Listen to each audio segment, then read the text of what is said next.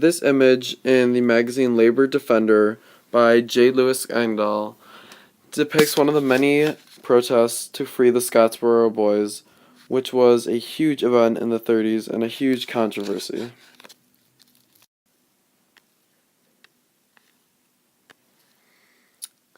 J. Lewis was a distinguished writer and editor in Chicago in the 30s and also worked and wrote for several other newspapers in Chicago and during his lifetime. He's known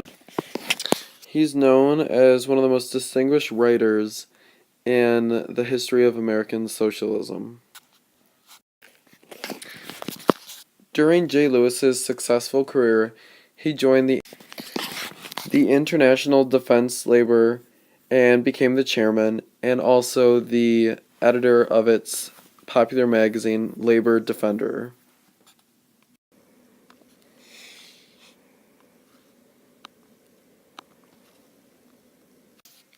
The International Labor Defense was an organization started in 1925. Their main focus was on supporting civil rights and playing a big part in civil rights movements. They were most widely known for their role in the Scottsboro trials and worked vigorously with the defendants. Specifically, J. Lewis, the chairman of the International Labor Defense, and the author of the image that we just looked at, worked with the mother of two of the Scottsboro Boys defendants. J. Lewis toured Europe and attended hundreds of meetings in hopes to gain support from other countries and organizations for the freedom of the Scottsboro Boys. Overall, this trip was a huge success. Even though he gained all this support from other countries, tragically he died during his tour in Moscow at the World Congress meeting from pneumonia. J. Lewis did a lot of great things in civil rights and supporting the Scottsboro Boys.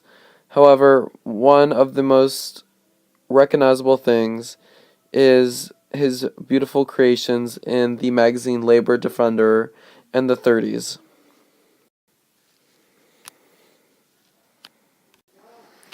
The purpose of this cover and many of the images and articles in the magazine Labor Defender were to support the civil rights movement and to encourage everyone to jump on the bandwagon that is supporting African Americans and the freedom of the Scottsboro Boys, as well as many other hopeless defendants who were caught in trials that were affected by racism. J. Lewis and the magazine had a huge role in the Scottsboro Boys and their case. They went above and beyond to defend them and feature them in their magazine to spread awareness about this unfair trial.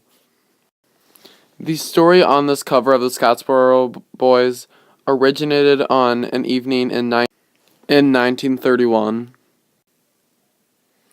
On this day in March, several African American boys were arrested on an Alabama train due to a group of white boys and two white girls claiming that these two white girls have been raped by these boys.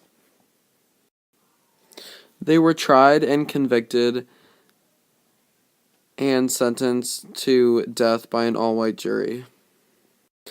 Interestingly enough, the International Labor Defense, as we discussed earlier, came to their defense and sent representation over to the jail. They then organized a march which helped lead to a retrial in the Supreme Court. There were many divided opinions on if the boys were guilty or not.